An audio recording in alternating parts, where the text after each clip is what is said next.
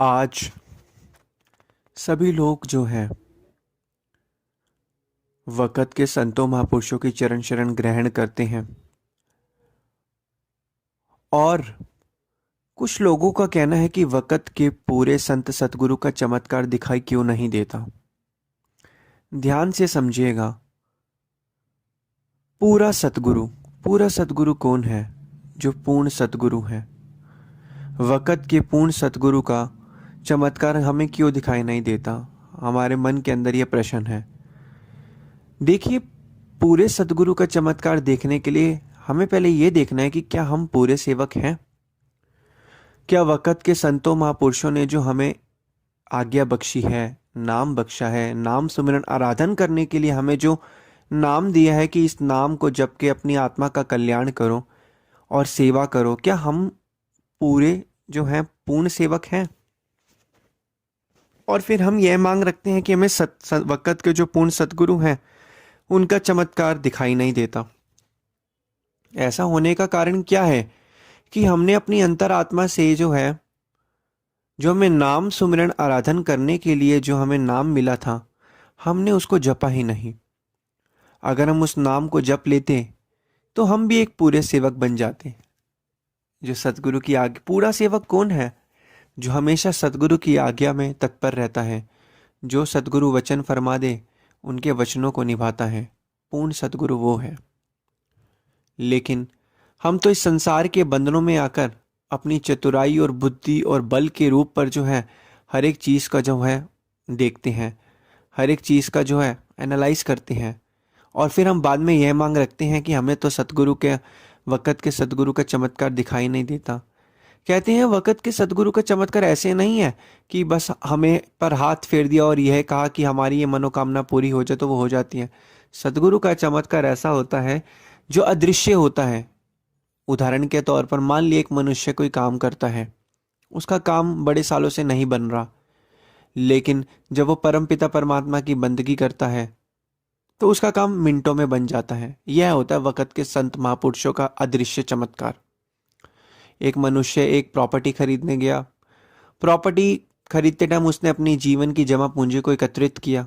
एकत्रित करने के बाद क्या हुआ, उसके पास कुछ पैसे जो है कम पड़ रहे थे और वो दिल ही दिल में सोच रहा है कि कैसे पैसे पूरे हो पाएंगे। लेकिन सतगुरु का, वक़्त के पूर्ण सतगुरु का ऐसा चमत्कार हुआ कि कहीं ना कहीं से उसको पैसों का वो प्रबंध हो गया और उसने वो प्रॉपर्टी जो है खरीद ली। एक और उदाहरण हम देखते हैं। मान लिया एक व्यक्ति है, वो दिन रात जो है अपने कर्म कर रहा है। एक केस मान लिया वो अदालत में जीतने की कोशिश कर रहा है, लेकिन वो जीत नहीं पाता। लेकिन एक ऐसा चमत्कार होता है एक दिन कि वह केस जीत जाता है। एक और उदाहरण है, मान लिया एक मनुष्य को सबसे ये जो काम है कठिन लग रहा है, बहुत ही कठिन लग रहा है, लेकिन जब वह वक़्त के संतों महापुरुषों का नाम लेता है, उनका नाम सुमिरन ध्यान करता है, तो उसका काम मिनटों में हो जाता है। वो कैसे होता है? जो वक़्त के संतों महापुरुष हैं, उन्होंने हमें एक नाम बख्शा है और हमें यह कहा है कि तुम इस नाम की कमाई करो, फिर देखना चमत्कार ही चमत्कार होंगे। और वो चमत्कार दृश्य नहीं, अदृश्य चमत्कार होते हैं। जब हमारा काम, सबसे मुश्किल काम मिनटों से सेकंडों में हो जाता है, तो यही वक़्त के संतों महापुरुषों की चमत्कारी शक्ति है, जो अदृश्य रूपी है, जो हमें दिखाई नहीं देती। लेकिन हमारे आम मनुष्य, जो हमारे मन के ऊपर संसारिक माया का इतना पर्दा चढ़ चुका है कि हम तो भाई यह देखना चाहते हैं कि हमारी आंखों के सामने जब चमत्कार होगा तभी हम उसे मानेंगे। अब अगर देखा जाए, आज पूरी दुनिया भगवान को मानती है, लेकिन जब उस समय में जब भगवान इस धराधाम पर आए थे तब तो दुनिया मानती ही नहीं थी। और आज जब भगवान जो हैं इस धराधाम पर जो हैं, अपना जो एक युग में भगवान आए थे, भगवान श्री रामचंद्र जी महाराज, श्री कृष्ण चंद्र जी महाराज, उस समय भी कुछ लोग थे जो नहीं मानते थे, लेकिन आज जो है भगवान को हम मानते हैं। ऐसा क्यों? ऐसा इसलिए क्योंकि हमारे ऊपर माया का पर्दा चढ़ा हुआ है। हम इन चीज़ों को समझ ही नहीं पा रहे कि सतगुरु की अदृश्य शक्ति, भगवान की अदृश्य शक्ति क्या है। अब भगवान एक इंसान के रूप में ही तो आएंगे इस धराधाम पर, और अगर भगवान सीधा कहें कि हाँ भाई हम भगवान हैं, हमारे पास एक चमत्कारी शक्ति है, तब भी इंसान इतना जो है चतुर अपने आप को समझता है, तब भी यकीन नहीं मानेगा। अगर भगवान सीधा आके बोल दे ना हाँ भाई हम भगवान है, तब भी इंसान जो है इसको सच नहीं मानेगा, क्योंकि मनुष्य चमत्कार देखना चाहता है। मनुष्य चाहता है कि मेरी ये इच्छा है, मेरी इच्छा पूरी हो जाए तब मैं भगवान को मानूं। अरे भगवान ने इसलिए तो ना तुमको इस धराधाम पर जन्म दिया था कि तुम अपनी इच्छाएं जब पूरी हो तो भगवान को मानो, जब इच्छाएं पूरी ना हो तब भगवान से नाराज हो जाओ। ऐसे नहीं होता ना।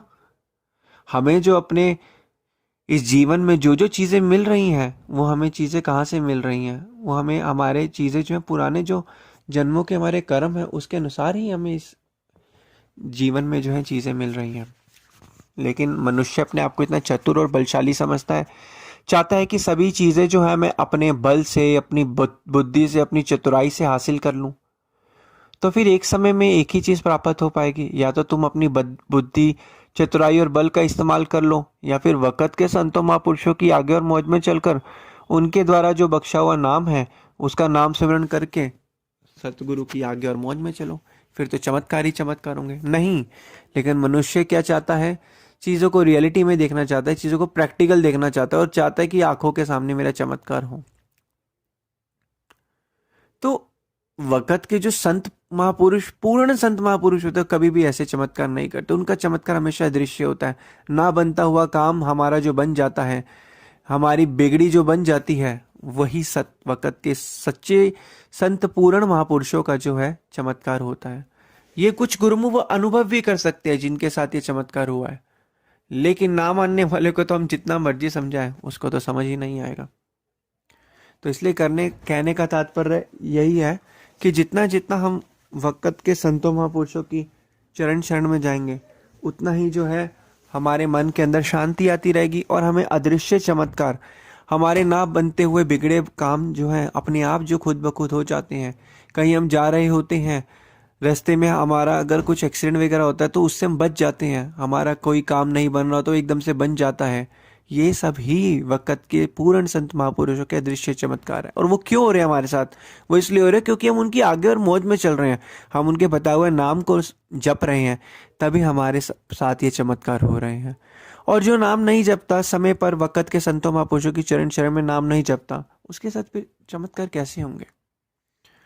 जो मनुष्य, जो स्टूडेंट जो अच्छे तरीके से पढ़ाई करता है उसे ही तो अच्छे अंक प्राप्त होंगे।